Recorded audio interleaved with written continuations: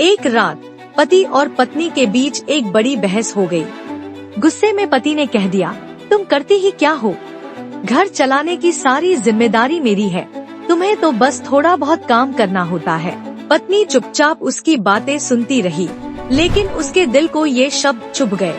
रात भर वो रोती रही, खुद से सवाल करती रही, क्या उसकी मेहनत की कोई कीमत नहीं? सुबह जब पति की आँख खुली तो घर में सन्नाटा था। वो हर कमरे में उसे ढूंढता रहा, लेकिन पत्नी कहीं नहीं थी। तभी उसे डाइनिंग टेबल पर एक कागज मिला। वो कांपते हाथों से उस चिट्ठी को पढ़ने लगा।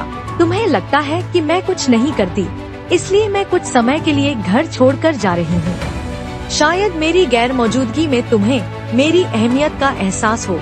पति के दिल को जैसे किसी ने मरोड़ दिया।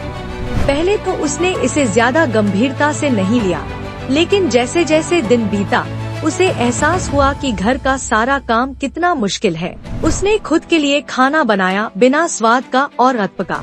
जब खाने की टेबल पर बैठा तो उसे एहसास हुआ कि पत्नी के बिना ये घर बस एक खाली मकान है। शाम को जब वो ऑफिस से लौटा तब भी कोई दरवाजा खोलने वाला नहीं था। घर में बस खामोशी थी। उस रात वो सोने की कोशिश करता रहा, लेकिन पत्नी की गैर मौजूदगी उसे सोने नहीं दे रही थी। आखिरकार अगली सुबह उसने फैसला कर लिया, वो अपनी गलती मानेगा और अपनी पत्नी को वापस लाएगा। जब वो पत्नी के मायके पहुंचा तो उसकी नजर दरवाजे पर खड़ी अपनी पत्नी पर पड़ी। उसका चेहरा थका हुआ था, लेकिन आंखों में वही पुराना प्यार झलक रहा था।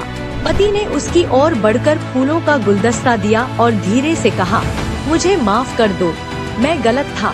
तुम्हारे बिना सब अधूरा है, क्या तुम वापस चलोगी? पत्नी की आंखें नम हो गई। उसने बिना कुछ कहे पति को गले लगा लिया।